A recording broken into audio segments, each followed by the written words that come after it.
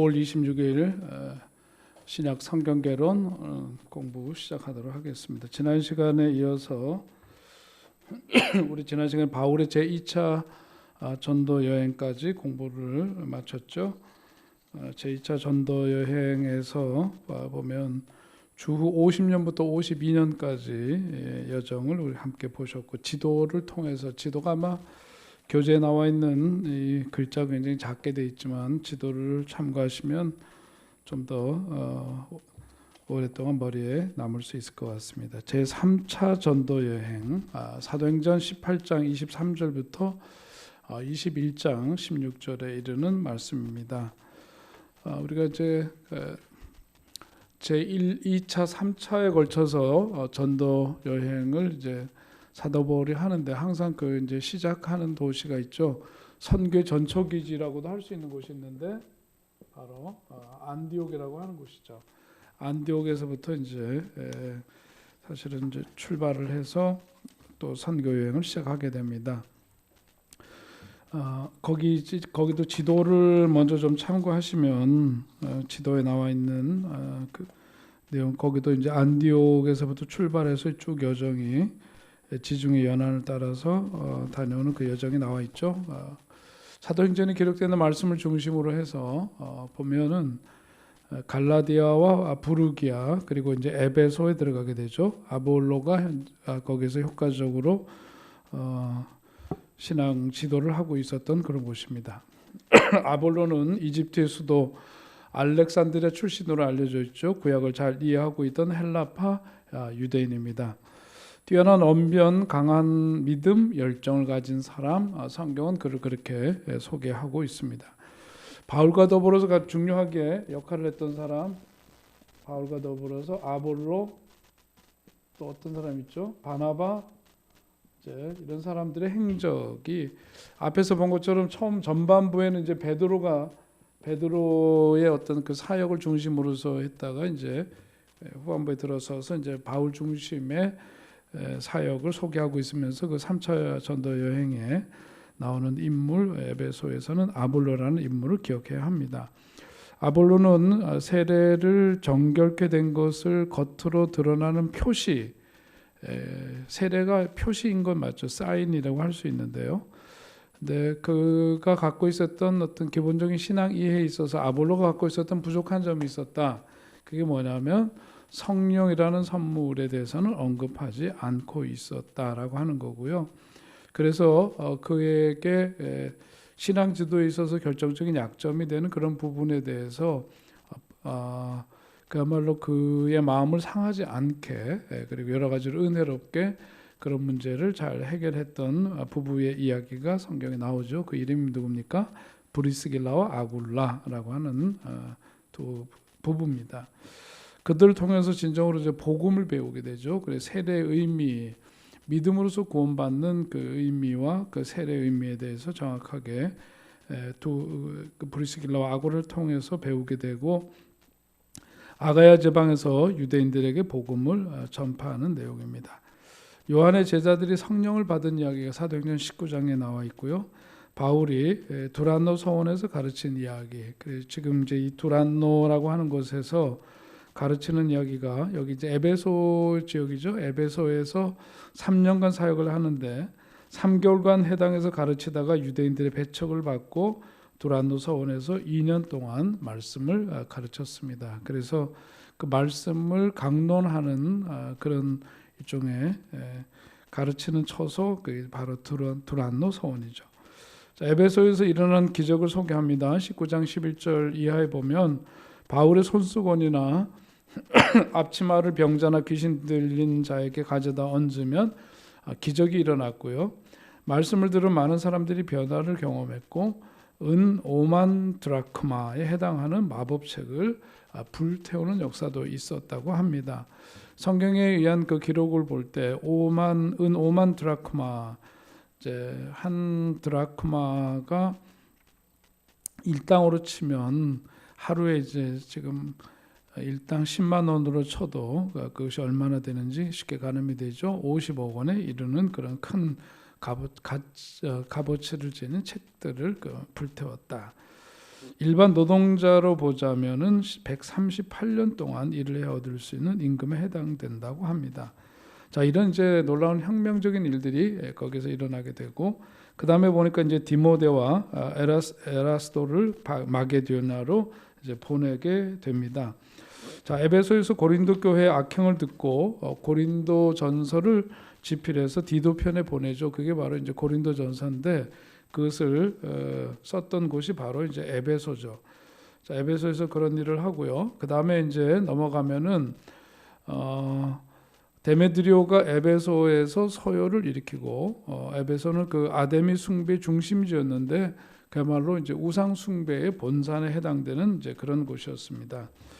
자, 거기서 이제 등장하는 게 누구냐면 이제 아데미 숭배 중심지라 그랬을 때 그 아데미라고 하는 거, 아데미 여신은 소위 이제 다산의 여신이죠. 구약 시대에서 보면 이제 바알 하면은 그 풍요의 신을 의미하듯이 다산과 풍요의 신, 여기서 이제 그리스 로마의 문명, 이런 문화 속에서는 아데미 여신은 다산의 여신이고, 그 아데미의 장대한 신전이 그야말로 고대 세계에 있어서는 불가사의한 일 가운데 하나로 그렇게 일컬어질 만큼 그런 상징적인 거죠. 온 아시아와 천하가 숭배하기에 참으로 걸맞은 여신이었다라고 그렇게 표현하고 있습니다. 19장 27절에 보면 고고학자들은 그 아데미를 숭배하던 장소를 세계 도처에서 30곳 이상 발견했다고 합니다. 그만큼 큰 영향을 끼쳤다고 볼 수 있는데, 그 아데미 숭배를 생업으로 삼고 있던 그 지역의 은장색들이 소요를 선동을 합니다. 복음이 천하를 어지럽게 했다라고 하는 거죠. 자, 그러면서 그 다음에 이제 마게도냐로 가는데, 거기 고린도에 있는 3개월 동안 거기에서 이제 로마서를 기록을 합니다. 그 다음에 이제 나오는 게 이제 드로아죠. 바울의 강론이 밤늦게까지 이어지는 이야기가 거기 소개되고 있으면서 하나의 에피소드로 한 청년이 강론을 듣다가 창가에 앉아 있었는데 졸다가 3층 누에서 떨어져 죽었다 하는 기록도 거기에 나와 있습니다. 그런데 바울이 그를 살려냈다고 하죠. 자, 그리고 밀레도입니다. 바울이 에베소 교회 장로들과 작별을 하면서 거기 이제 감동적인 그 헤어지는 장면에 성경에 기록되어 있죠. 고난이 가로놓여 있는 것을 알았지만은 다른 사람들 그렇게 그 떠나는 길 어떤 길인지 알았기 때문에 장로들과 아쉽고 슬픈 마음으로 목을 그야말로 끌어안고 이렇게 울면서 헤어진 이야기 성경에 나오고 있습니다. 두로입니다. 그 다음에 여러 사람들이 바울에게 예루살렘에 가지 말라고 경고를 하죠. 결국은 가면 거기서 죽임을 당할 거다 경고를 합니다. 자, 가이사랴에서는 아가보가 바울이 예루살렘에서 결박당할 것을 예언을 합니다. 자, 이런 내용들이 이제 쭉 3차 전도 여행 가운데 이루어진 일인데, 그거 역시도 보면은 이제 지도를 통해서 우리가 바울의 그 여정을 알 수가 있는데요. 여기서도 마찬가지로 안디옥에서부터 이제 출발해서 쭉 그 지중해 연안을 따라서 복음을 전파한 그 행적을 한눈에 지도를 통해서 볼 수가 있습니다. 꼭 한번 상세히 좀 꼭 보시면 좋을 것 같고요. 자, 그 다음에 바울의 재판과 투옥에 대한 게 21장서부터 28장까지 끝에 나오는 이제 내용, 사도행전 후반부의 내용입니다. 바울이 예루살렘에서 이제 증거를 하죠. 그러다가 이제 바울이 체포를 당하죠. 교회 지도자들은 바울에게 유대 율법을 존중하고 그 율법을 범하지 말라고 그렇게 권면을 하죠. 바울은 이 권면을 받아들였고, 그러나 얼마 지나지 않아서 소위 이제 극단적인 유대교 광신자들의 증오의 표적이 되죠. 바울이 백성 앞에서 변호하고 바울이 천부장 앞에서 변호를 합니다. 바울이 산헤드린 공회 앞에서 변호를 하고, 그 다음에 바울을 죽이려고 하는 유대인들의 음모가 진행되는 이야기 23장에 나와 있습니다. 그리고 이제 바울이 가이사랴로 안전하게 호송되고, 또 그 가운데 이제 470명의 로마 군인이 그를 호송했다고 구체적으로 기록되어 있는데, 당시 어떤 그 부대를 형성하는 그런 걸로 보자면 마병 70명, 보병 200명, 창든자가 200명. 그래서 모두 도합 470명이 로마 470명의 로마 군인이 그를 호위했습니다. 가이사랴는 유대를 관할하는 로마 총독의 집무지였고 또 바울은 가이사랴에 2년 동안 감금되어 있었는데 그 시기가 주후 57년부터 59년에 해당이 되죠. 30여 년 동안 오직 표대를 바라보며 달려온 바울이 이날 밤 이렇게 예루살렘을 떠나고 다시는 예루살렘에 돌아오지 못하게 됩니다. 자, 이런 것들이 이제 그 사도행전에서 바울의 그 여정을 이렇게 시간 역사서이기 때문에 역사서는 이렇게 쭉 그것을 보여주고 있는데 이게 이제 가만 보면은 바울이 이렇게 로마 병사들 470명에 의해서 압송이 되는 거지만 한편으로 보자면은 이게 예루살렘에서 유대인 광신자들이 바울을 교만했으면 살해하려고 하는 그런 음모들이 있었고 그런 직접적인 위해를 가하려고 하는 그런 일들이 빈번했기 때문에 결국은 이게 이제 로마의 그 470명의 정예 부대가 그를 압송하지만은 어떻게 보면 유대교 광신자들로부터 보호를 받고 그리고 그 당시로 보자면 여행을 하는데 많은 경비가 이제 소요될 수밖에 없는데 이렇게 이제 당국에 의해서 체포돼 가지고 압송이 되니까 보호도 받게 되고 여행 경비도 들지 않게 되고 그러면서 결국은 이제 로마로 나중에 이제 가게 되는 것 이런 여정들이 다 당시로 보자면 지금 이제 와서 보면 하나님의 큰 섭리 속에서 이루어진 일이로구나 하는 것을 우리가 짐작할 수가 있습니다. 바울이 가이사랴에서 증거하고 바울이 그때 당시에 나이가 한 60세에 접어들고 있었다고 보는데요. 벨릭스에게 재판을 받습니다. 대제사장 아나니아가 바울을 고소하기 위해서 변사 더들로를 데리고 가이사랴까지 찾아왔는데 그때 당시에 총독이 누구냐면 노예 출신인 벨릭스였죠. 벨릭스 총독이 바울의 돈이 탐나서 죄가 없는데도 옥에 가두었습니다. 그리고 옥에 가두어두고 거기서 이제 그 가이사랴 그 감옥에서 머물렀던 시간이 이제 2년 동안 거기에 있게 되죠. 역사가 타키투스 그 타키투스 기록에 따르면은 당시에 노예 출신 벨리스 총독 같은 경우에 그는 노예 근성을 가진 왕의 권력이다 그렇게 표현을 하고 있죠. 그러니까 바울이 제기한 문제로 씨름하지 않고 바울에게 뇌물을 바칠 기회를 주기 위해서 종종 바울을 만나는 아주 파렴치한 존재였다 하는 겁니다. 바울이 호의를 보이지 않으니까 계속해서 시간을 끌다가 가이사랴에서 2년 동안 거기서 이제 억류하게 되는 이제 상황이 벌어지게 된 거죠. 자, 베스더에게 재판을 받고 아그리빠에서 재판을 받고 그것이 25장, 26장에 걸쳐서 전해지고 있는 내용입니다. 당시에 아그리빠는 이제 헤롯 아그리빠 2세를 말하는 거고요. 바울에게서 어떤 반역 혐의도 찾지 못했고 결국은 바울의 석방을 지지하게 됩니다. 자, 당시에 이제 그 법에 따라서 기소된 대부분의 경우에는 로마법에 따라서 바울이 무죄임이 밝혀졌는데 고린도의 관원은 그에게 씌워진 혐의를 기각을 했고 에베소의 서기장도 그렇게 했죠. 유대 총독 베스도와 아그리빠 왕은 모두 바울이 가이사에게 상소하지 아니하였더라면 석방될 수 있을 뻔했다 그렇게 결론을 내리는데 바울이 이제 결국은 어떻게 하죠? 가이사에게 직접 자기가 가서 스스로를 변론하겠다고 하면서 사실은 이제 목적이 있는 그가 이제 로마에 가고자 했던 목적이 뚜렷했죠. 바울은 복음을 전하기 위해서였고 그러면서 그 당시 제국의 가장 심장부라고 할 수 있는 로마로 가기를 원했기 때문에 거기서 소위 그 왕에게 가이사에게 상소를 함으로써 계속해서 이제 그가 압송되어서 로마로 가게 되는 거죠. 바울이 가이사에게 상소한 이상 바울의 재판은 베스도가 관할할 수 있는 문제가 아니었기 때문에 이제 그렇게 일이 전개가 됩니다. 자, 당시에 이제 로마 시민이 갖고 있었던 그 혜택에 대해서 로마 시민권을 갖고 있는 사람의 그 혜택에 대해서 참고로 보시면은 거기 자료에 나와 있는 대로 당시 로마 시민권을 가진 사람들은 대단한 특혜를 누리고 있었는데요. 재판을 통해 유죄가 증명되지 않는 사람은 함부로 누구에게나 맞거나 감옥에 갇힐 수가 없었다고 합니다.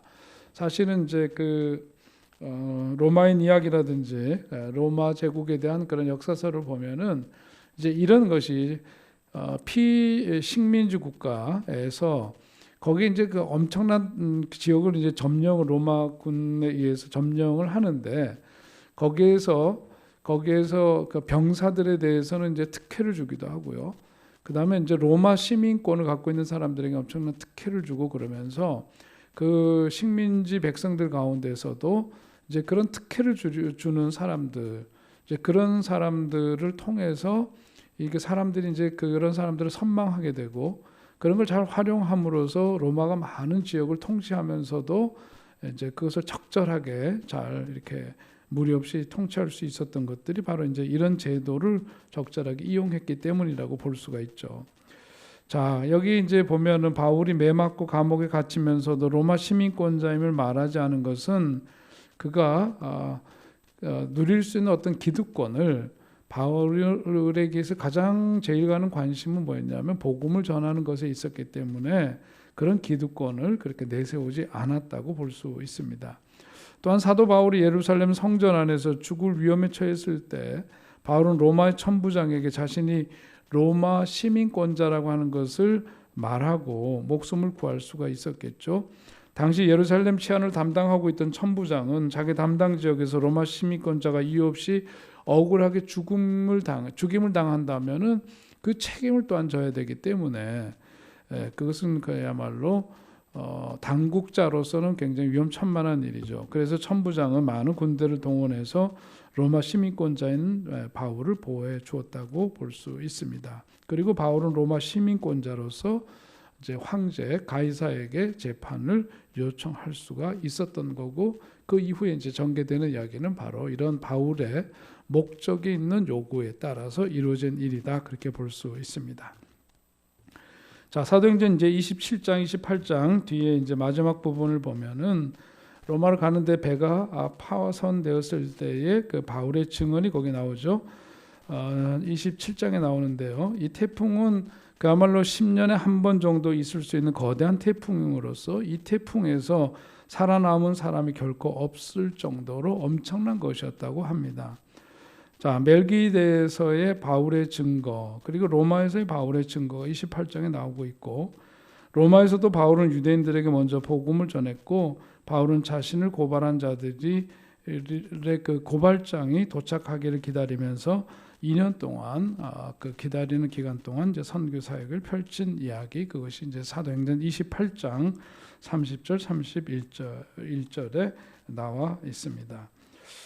사도는 쇠사슬에 매인 바 되었으나 복음은 참으로 매이지 않았다 하는 그런 말 그대로 그의 몸은 신체적으로 감옥에 영어되어 있는 그런 몸이었지만은 오히려 그것으로 인해서 복음을 식민지 그 제국의 중심부 심장부에서 복음을 전하는 일을 그는 하고 할 수 있었다 하는 것이 이제 사도행전을 통해서 우리에게 들려주는 증언의 내용입니다. 빌립보서와 골로새서 그리고 에베소서는 바울이 로마에서 가택연금 생활을 할 때 쓰여졌다고 하죠. 그래서 우리는 그것을 이제 옥중서신이라고 부릅니다. 여기에는 그럴 만한 이유가 있는데 감옥에서 그는 비교적 한가한 시간을 보낼 수 있었기 때문이죠. 그때는 이제 재판을 가이사가 직접 집행하는 그런 재판을 기다리고 있었기 때문에 그것이 좀 연금과 같은 가택연금 같은 그런 형태였기 때문에 좀 더 자유로울 수가 있었고 한가한 시간을 가질 수 있었던 거죠.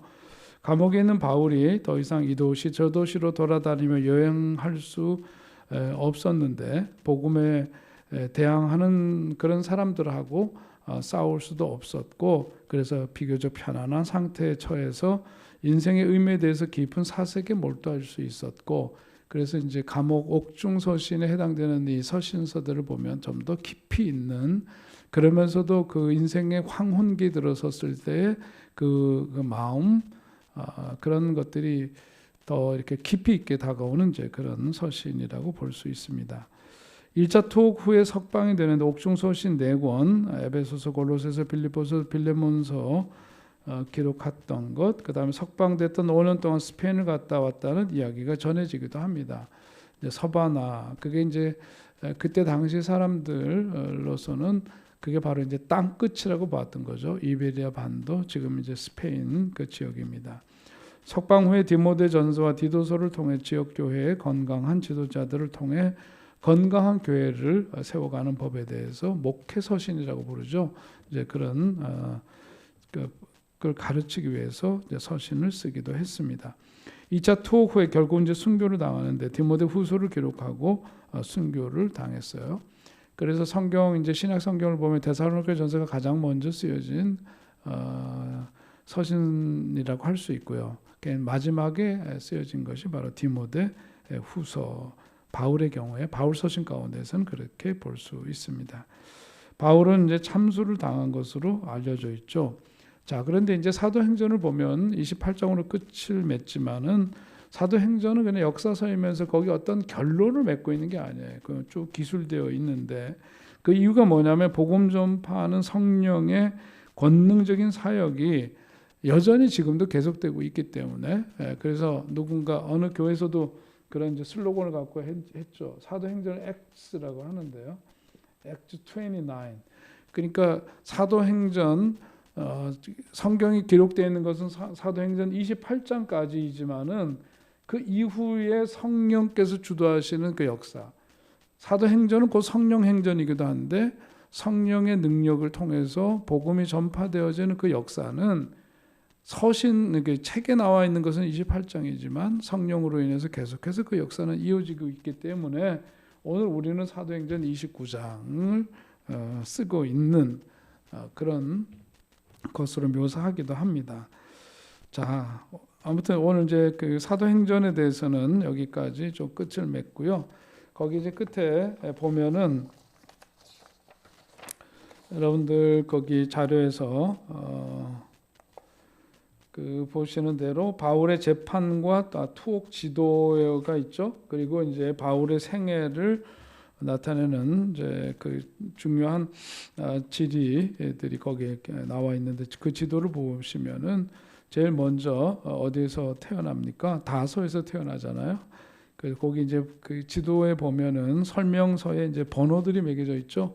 1번은 초기 생애와 회심. 그래서 이제 다소, 그리고 다메섹 도상에서 그가 이제 그런 일을 변화되는 이제 경험을 하게 되죠. 자, 그리고 이제 다메섹 도상에서 그리스도를 만나 회심한 이야기, 그리고 그 다음에 준비기에 해당되는 게 바로 이제 그 다메섹에서 그 회심 이후에 거기에서 아라비아로 가고 예루살렘에서 그리스도인들과 동역을 하고 유대 지도자들의 핍박을 피해서 다시 다소로 피신하게 되는 것. 그래서 거기 지명이 나와 있고요. 그 다음에 이제 이어지면서 전도여행길에 올라서 1, 2채, 3차에 걸쳐서 전도여행을 하고 마지막에 이제 로마 여행길에 오르게 되는데 그것은 바로 가이사에게 상소함으로써 거기 올랐고 로마에서 이제 순교를 한 여정이 그 지도에 나와 있습니다. 자, 그것을 보시면 되겠고요. 자, 오늘 이제 사도행전을 통해서 오늘 나에게 주신 그 이유, 사도행전을 나에게 주신 이유에 대해서 한번 생각해보고 정리해 보려고 하는데요. 사도행전을 통해서 우리들에게 주시는 메시지는 분명하죠. 우리들로 하여금 무엇이 증인이 되도록 해야 된다. 증인이 되어야 한다는 것을 우리에게 말씀해 주고 있습니다. 사도행전에는 결말이 없다 그랬죠. 왜냐하면 복음 전파하는 성령의 권능적인 사역이 완성되지 않았고 지금도 우리를 통해서 또 이미 온 세대들, 지금 현재 세대, 다가오는 세대, 오고 가는 그 모든 세대를 통해서 복음은 계속해서 전해지고 있기 때문입니다. 복음 전도는 모든 성도에게 주어진 영속적인 임무이지 교회의 어떤 특별한 사람에게 일임된 그런 어떤 구별된 사역이 아니라 그것은 일상의 사역이고 모든 성도들에게 지속적으로 주어진 임무다라고 하는 것을 사도행전은 보여주고 있습니다. 또한 전도는 천국에서는 할 수가 없는 일이죠. 전도는 교회가 교회로 존재하는 순간까지만 가능한데 교회가 천국으로 화하는 날 전도의 역할은 비로소 사라지게 될 거다. 그러니까 그 이전에 교회가 존속하는 한 복음을 전하는 일은 멈춰질 수가 없고 계속되어야만 한다 하는 분명한 메시지를 사도행전은 우리에게 그 메시지를 주고 있습니다. 우리가 이 세상에 사는 목적은 하나님의 어떤 살아계심을 경험하거나 또 하나님으로 말미암아 편하고 축복된 삶을 누리는 것, 거기에 있는 것이 아니라, 그것이 만약에 하나님의 목적이라면 우리가 죄를 용서받는 순간 하나님께서는 이 세상과는 비교할 수 없는 가장 안전하고 가장 평화롭고 가장 축복받은 터전이라고 할 수 있는 천국으로 우리를 곧장 데려가서 하나님의 가족 명단에 우리의 이름을 올리시지 않았을까. 우리가 죽을 때까지 이 세상에서 사는 목적은 고난에 대한 새로운 태도를 드러내고 삶에 대한 새로운 목적에서 흘러나오는 기도의 새로운 목표를 드러내는 것이다. 그렇게 말씀드릴 수가 있겠습니다. 자, 두 번째, 오늘 이제 사도행전을 우리에게 주시는 그 이유는 우리들로 하여금 증인의 사명을 감당해야 되고, 두 번째 중요한 것은 저는 신분의식이라고 생각해요. 여기서 말씀하고 있는 게 사도행전을 통해서 우리들에게 그야말로 철저한 신분의식이 우리들에게 새겨져야 한다. 우리는 예수의 사람이라고 하는 것, 하나님의 자녀로서 받은 권세, 특권들이 있는데, 나는 그런 점에서 뭐냐면 많은 죄에도 불구하고 하나님께서 값없이 주신 은혜로 예수 그리스도의 그 보혈로 말미암아 이제는 구원받은 하나님의 자녀가 되었다라고 하는 그런 의식, 그리고 하나님의 또한 복음의 일꾼이고 교회 일꾼으로 우리가 택함을 받았다 하는 그런 신분의식을 우리가 분명히 새겨야 하겠다는 메시지를 사도행전은 우리에게 주고 있습니다. 또 교회는 음부의 권세가 이기지 못한다는 것도 우리에게 보여주고 있죠. 사도행전의 그 역사 속에서 보는 대로 사단의 공격은 끊임없이 성령의 역사를 방해하고 교회를 진멸하기 위해서 도전하는 모습, 그것은 어제나 오늘이나 변함이 없는데, 복음이 흥황하는 곳에는 사단의 공격도 늘어나고 사단의 공격은 다차원적으로 밀려온다는 것을 보여주지만, 그러나 교회는 언제나 이기고 또한 승리했음을 또한 증언하고 있습니다. 하나님의 영이 일하고 계시고 절대로 교회를 그러므로 포기해서는 안 된다 하는 분명한 점. 그래서 믿음의 선진들, 사도 바울이 보여줬던 그런 대표적인 삶을 위시해서 생명 같은 그 교회를 지키기 위해서 분투하며 살았던 믿음의 선진들, 그 행적을 사도행전을 통해서 우리에게 보여줌으로써 우리도 교회를 어떻게 여기고 살아야 하는가에 대한 분명한 메시지를 주고 있습니다. 자, 이상으로 우리 이제 오늘 사도행전 말씀을 모두 마감하고요. 이제 이어서 뒤에 나오는 말씀은 로마서입니다.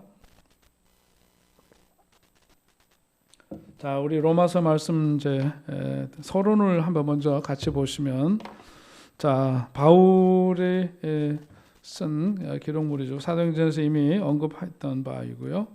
거기에 서기 더디오가 기록하게 했고, 더디오의 인사도 그래서 뒤에 보면 첨가하고 있어요. 마지막 부분에 가면 나오고 있습니다. 수신자는 로마서는 로마에 있는 교회 성도들에게 보낸 편지입니다. 자, 로마는 어떤 도시냐 하면, 로마는 주전 753년에 설립이 되었죠. 바울 시대에는 벌써 100만이 넘는 사람들이 살고 있던 그 당시 세계에서 가장 큰 도시라고 할 수 있습니다. 장엄한 건물들이 가득했고 수많은 노예들이 있었던 도시고요. 바울 시대의 사람들에게는 로마는 그야말로 법률이나 문화, 국력, 학문 어떤 면에서도 세계의 중심부였다고 할 수 있습니다. 그 로마 교회를 누가 세웠느냐? 유대인들과 유대교로 개종한 사람들이 오순절에 예수 그리스도를 믿고 따르게 되면서 로마에 돌아가 교회를 시작했다 하는 그런 주장이 있고요. 또 하나는 바울이 아시아, 마게도냐, 헬라에서 세운 교회 출신의 그리스도인들이 이제 그때 당시에는 뭐 예루살렘에만 살고 있는 게 아니라 디아스포라로 세계 곳곳에 흩어져 살고 있었던 유대인들이 많이 있는데 그 유대인들 가운데에서 개종한 유대인 그리스도인들이라든지 이런 사람들이 로마에 정착하면서 다른 사람들을 그리스도께로 인도함으로써 생겨난 교회다, 그렇게 주장하기도 합니다. 자, 언제 때 그거 시대적으로 보자면 주 57년이고요.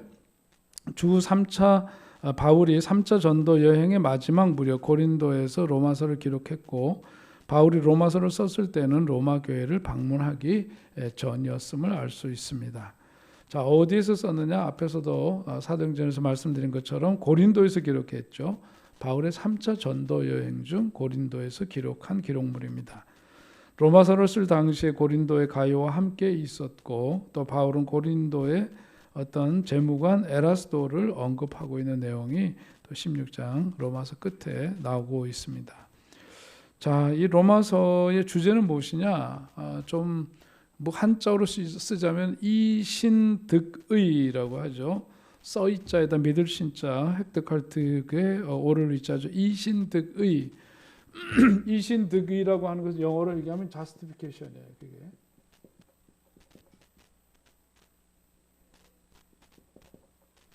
이신칭의 혹은 이신득의라고 이제 그 표현하는데요. 자, 이건 뭐냐면 하나님은 누구든지 예수 그리스도를 어떻게 믿는 자에게는 하나님의 의를 선물로 주신다, 그거예요. 그게 이신득의, 이신칭의. 그러니까 칭의라고 하는 것은 뭐냐면 예수가 그리스도이심을 믿으면 의로운 사람이, 의로운 존재로 일컬음을 받는다. 그 사람은 여전히 죄 가운데 있고, 그런 예수로 말미암아 그 죄 문제가 해결됨으로써 의로운 사람이라고 일컫는 존재로 그의 신분이 바뀌게 된다, 그런 뜻이에요.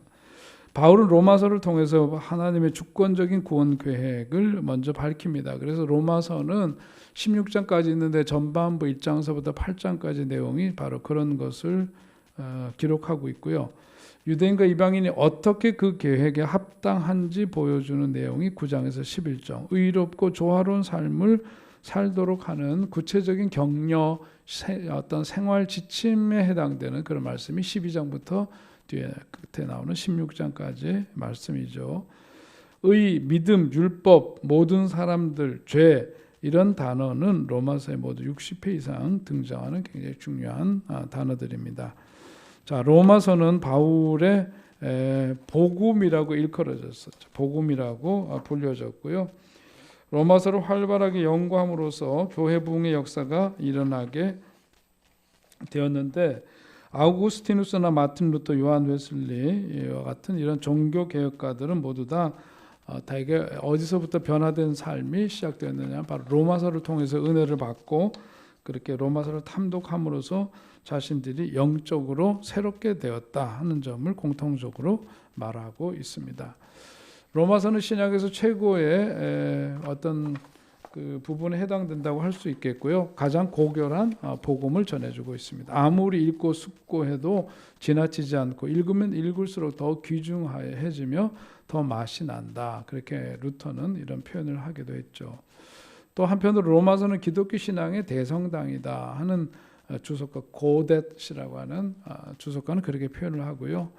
신문 한 장 정도의 분량을 가지고 있는 로마서는 그리스도인의 믿음의 진수를 간결하게 요약하고 있는 대표적인 기록물로 그렇게 평가를 받습니다.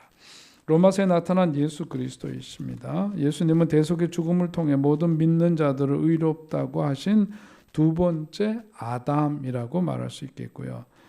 자, 핵심 구절은 로마서 1장 16절로 17절, 로마서 3장에 있는 말씀인데 참 귀한 말씀 함께 읽겠습니다. 내가 복음을 부끄러워하지 아니하노니 이 복음은 모든 믿는 자에게 구원을 주시는 하나님의 능력이 됨이라. 먼저는 유대인에게요 그리고 헬라에게 내로다. 복음에는 하나님의 의가 나타나서 믿음으로 믿음에 이르게 하나니 기록된 바 오직 의인은 믿음으로 말미암아 살리라 함과 같으니라. 아멘. 로마서 3장 20절로 24절입니다. 그러므로 율법의 행위로 그의 앞에 의롭다 하심을 얻을 육체가 없나니 율법으로는 죄를 깨달음이니라. 이제는 율법 외에 하나님의 한 의가 나타났으니 율법과 선지자들에게 증거를 받은 것이라. 곧 예수 그리스도를 믿음으로 말미암아 모든 믿는 자에게 미치는 하나님의 의인이 차별이 없느니라. 모든 사람이 죄를 범하였음에 하나님의 영광에 이르지 못하더니 그리스도 예수 안에 있는 성령으로 말미암아 하나님의 은혜로 값없이 의롭다 하심을 얻은 자 되었느니라. 아멘.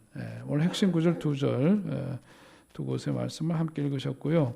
자, 어떻게 해당되는 부분입니다. 이제 로마서 서론에서 어떻게 1세기에는 편지가 가장 일반적인 의사소통 방법이었다 하는 거죠. 그래서 이제 이 서신서의 형식과 그런 내용 가지고 이제 자신의 뜻을 교회에 전달을 한 거죠. 바울 서신의 가장 기본적인 형식을 보면 대체로 이제 그 서신서의 앞부분의 머릿말에 해당되는 부분에서 발신자의 신원, 수신인 누구인지를 밝히고 있고 안부를 전한 후에는 이어서 수신인들에게 하나님께 감사하고 또한 그들을 위해서 중보하는 내용이 이제 거기에 대체로 다 나오고 있습니다. 그 바울 서신의 기본적인 형식은 처음에는 이제 앞부분은 뭐냐 교리적인 거죠. 교리적인 질문에 답을 하고 또 그것을 삶에 어떻게 적용할지 그 후반부에 이제 그 내용을 다루고 있습니다. 동역자들의 안부 인사를 전하고 편지를 받는 교회의 여러 성도들에 대한 안부를 더 물으면서 본론을 마무리하죠. 마지막으로 축도를 하면서 편지글을 끝을 맺습니다. 바울의 편지들은 교리와 실천을 모두 다 다루고 있죠. 굉장히 균형 있게 그리고 그 문장도 그렇고 하여튼 내용이 참 출중한 내용일 뿐만 아니라 여기에 신앙적으로 가장 우리들이 알아야 될 가장 기본적인 신앙 원리 그게 뭐예요? 그게 바로 교리죠. 그리고 그러한 것을 내 신앙 생활 속에서 삶 속에서 어떻게 해야 될 건지 거기에 따른 말씀 실천서에 해당되는 말씀 균형 있게 함께 나와 있습니다. 영국의 시인이죠. 코울리지라고 하는 분은 로마서가 존재하는 모든 것 중에서 가장 심오한 작품이다 하는 그런 표현을 하기도 했습니다. 자, 왜라고 하는 질문 들어가면요. 바울은 로마 방문에 앞서 자신을 소개하고 복음의 핵심을 전하기 위해서 로마서를 기록했는데 바울은 대부분의 로마 교인들에게 낯선 사람이었기 때문에 도입부가 굉장히 길어요. 그런 뜻이 거기에 담겨져 있습니다. 바울의 서신서 중에서 가장 형식적인 서신이라고 할 수 있는데 그 내용으로 들어가 보면은 우리가 그냥 단지 로마에 있는 성도들에게 보내는 어떤 서신서라고 하기에는 내용이 아주 질량감 있는 내용들이죠. 무게가 있고 그래서 차라리 논문에 가깝다고 말할 수도 있습니다. 로마서에서 바울은 그 당시 아직 각 마을에 구두로 떠돌던 기독교 교리를 모든 범위에 걸쳐서 훌륭하게 정리를 했습니다. 그것이 로마서 이제 전반부에 담겨진 내용들이죠. 로마 교회의 어떤 과실에 대해 논쟁하려는 서신이 아니라 어떤 교정이 목적이 아니라 어디에 해당될까요? 예방에 해당되는 서신서, 그게 바로 로마서입니다. 로마서는 바울이 쓴 복음서라고도 할 수 있고요. 성경 66권 중에서 신학적인 진리와 교리를 가장 체계적으로 소개해주는 성경 말씀, 그게 바로 로마서입니다. 로마서는 바울의 첫 번째 서신서는 아니지만 바울 전집에 처음에 놓는 것이 적당하다고 볼 수 있는데 이유는 바울의 쓴 어떤 그 기록물 가운데서 가장 긴 작품일 뿐만 아니라 다른 서신서들의 기초가 되는 교리적인 토대를 바로 로마서가 제공하고 있기 때문에 그렇죠. 자, 이것이 이제 로마서 서론에 해당되는 말씀이고요. 자, 그 다음에 고린도전서로 넘어갑니다. 고린도전서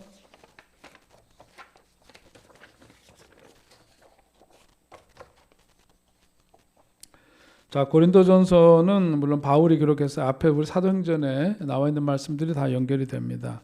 자, 수신자는 고린도 교회 물론 교인들이죠. 고린도는 그런 점에서 어떤 도시인가를 먼저 살펴보면 고린도는 주전 146년에 로마인들에 의해 멸망되기 전까지 고대 헬라의 주요 도시였다고 합니다. 줄리어스 시저가 주전 46년에 로마의 식민지로 다시 세워서 성장 번영했던 곳 고린도라고 하는 도시예요. 아가야 지방의 수도이기도 하고 또 이곳에서 바울 시대의 그 고린도는 필로폰네소스의 중심 도시로 알려져 있죠. 그리고 세계적으로 상업이 발달했지만 문화는 타락했고 우상 숭배로 떠들썩한 그런 도시였다고 합니다. 이 도시는 사단과 사원들이 굉장히 많이 있었고요. 그래서 이제 고린도전서에 들어가 보면 이 이슈들이 많이 등장하게 됩니다. 가장 두드러진 것은 에크로고린도스라고 불리는 1800피트에 되는 어떤 그 갑의 꼭대기에 있는 아프로디테 신전. 바로 이것이 이제 그 고린도 하면 가장 먼저 떠오르는 어떤 상징적인 그런 곳입니다. 이 여신의 숭배자들은 1,000명의 히어로둘리, 그러니까 신전에 전속되어 있는 일종의 이제 창녀들입니다. 그들을 마음대로 이용할 수 있었고요.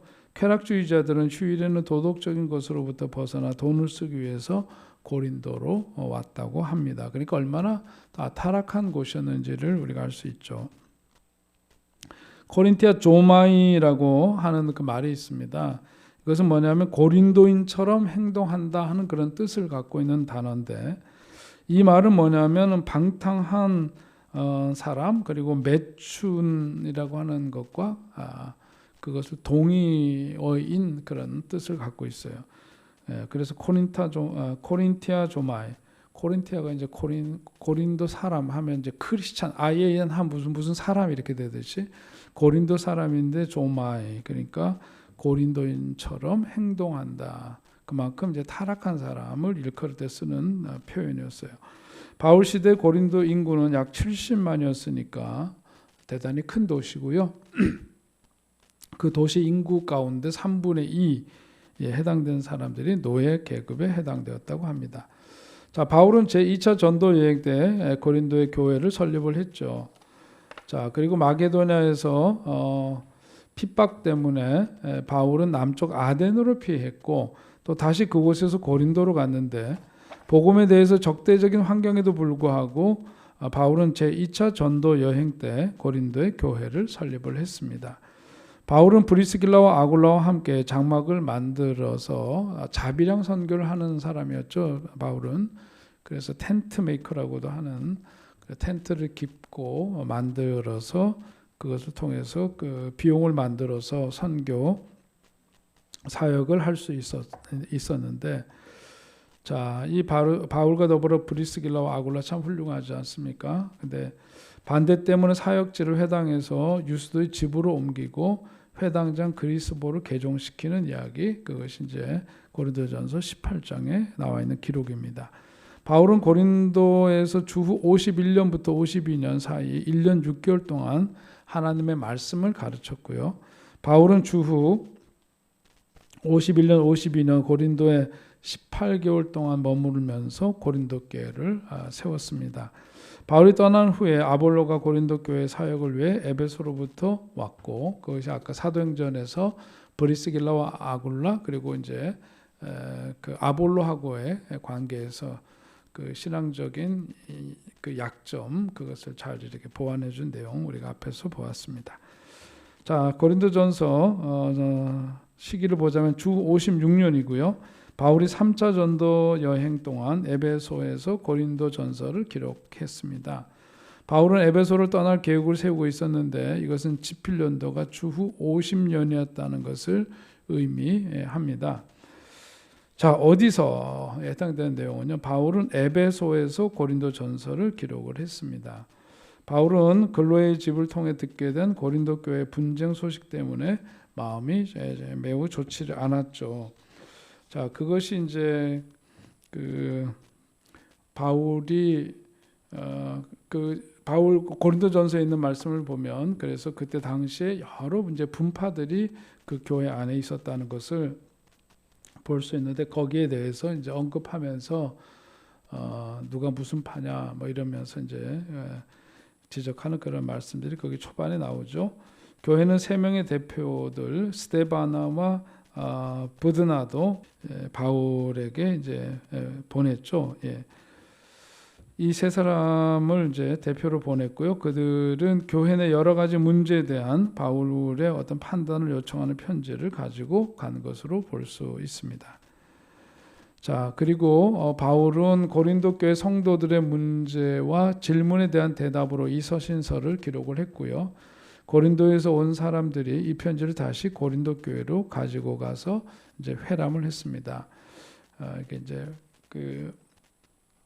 오늘날에 있어서는 이제 성경으로 이것이 이제 묶여졌잖아요. 하나의 책으로 다 묶여졌지만 당시에는 이제 일반 서신들이 있고 어떤 특정 교회를 향해서 준 이제 서신들이 있고 그런데 초대교회에서는 이제 이런 것들이 함께 회람되면서 교육의 어떤 자료로 삼고 그래서 이제 회람된 문서로 이해를 하시면 될 것 같습니다. 자, 무엇을 주제에 대한 거죠? 신앙의 원리를 전하고 있다. 바울은 고린도 교회 교인들이 제기한 질문에 대해서 자신의 관점을 분명하게 제시하는데 바울은 고린도 교회 성도들 사이에 있었던 여러 가지 문제, 어떤 그 혼란에 대한 소식을 접하고 그것을 바로잡기 위해서 이 편지를 썼다고 볼 수 있습니다.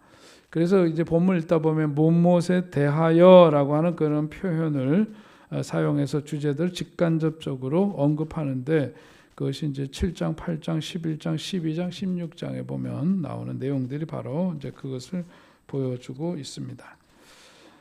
그리고 바울은 영적인 아버지로서 고린도 교회 성도들에게 매로 나아가지 않게 되기를 당부하는 그런 표현도 하고 있죠. 자, 그렇게 아프게 하지 않았으면 좋겠다는 그런 마음이 그 속에 담겨져 있어요. 고린도에서 온 사람들이 이 편지를 다시 고린도 교회로 가지고 가서 회람을 했다고 볼 수 있습니다. 자, 여기에서 그리스도의 어떤 십자가는 성도들을 변화시켜 주변 세상과는 다른 민족, 다른 공동체로 만든다는 것, 그것이 이제 여기서 전하고자 하는 중요한 주제 가운데 하나입니다. 바울은 고린도 교회 교인들이 아직도 당시 고린도 사람들 사이에서 유행하던 모든 것이 내게 가하다 하는 그런 말을 따라서 산다는 것을 잘 알았고요. 그 고린도 전서에서 바울은 이 표현을 4번이나 사용하고 있는데 그만큼 고린도에 살고 있는 하나님의 백성들이 그리스도인이라기보다는 고린도인에 더 가깝게 살았지만 바울은 계속해서 새로운 삶의 길을 따라 살기를 그들에게 촉구하고 요구하죠. 절대로 포기하지 않았고 그것은 하나님도 마찬가지일 겁니다. 하나님은 절대로 하나님의 자녀를 포기하지 않으신다는 것. 바울의 그런 모습을 통해서 또 우리는 하나님, 우리를 향한 그 마음도 헤아리게 되죠. 자, 핵심 구절은 고린도전서 6장 19절부터 20절입니다. 함께 먼저 읽겠습니다. 너희 몸은 너희가 하나님께로부터 받은 바 너희 가운데 계신 성령의 전인 줄을 알지 못하느냐. 너희는 너희 자신의 것이 아니라 값으로 산 것이 되었으니 그런즉 너희 몸으로 하나님께 영광을 돌리라. 아멘. 바로 이 말씀.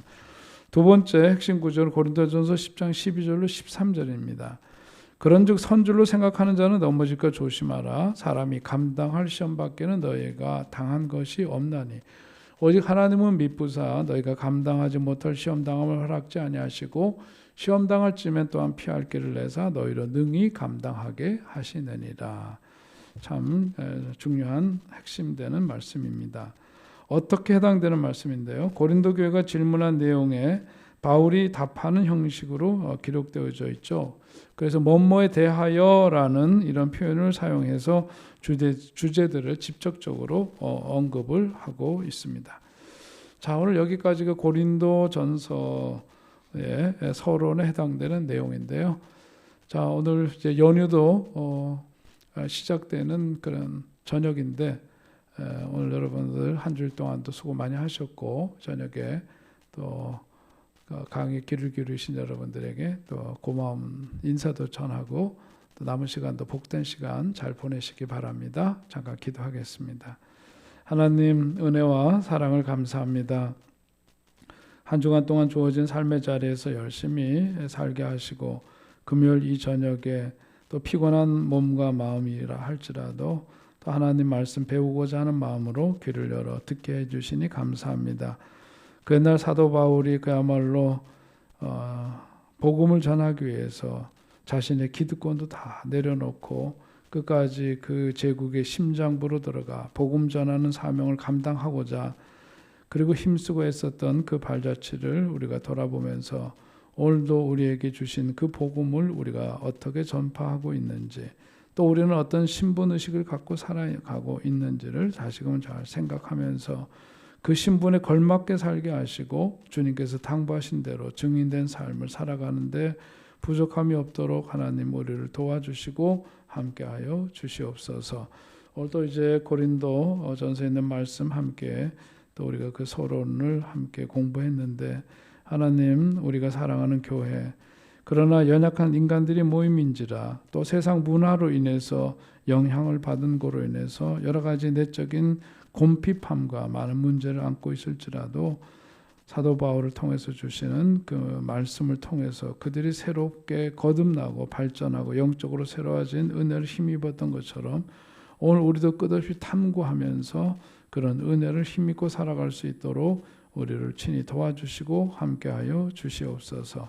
아버지 하나님 우리가 정말 하나님의 사람답게 늘 살아갈 수 있도록 우리들에게 주신 그 사명 잊지 않고 살게 하시고 우리에게 특별히 부여된 그런 특권, 그런 신분의식 분명히 하면서 주어진 삶을 살게 하여 주옵소서. 남은 시간도 주님의 은혜 속에 즐겁고 행복하고 만족스러운 삶으로 이어지게 하여 주옵소서. 예수님의 이름으로 기도하옵나이다. 아멘. 감사합니다. 수고하셨습니다.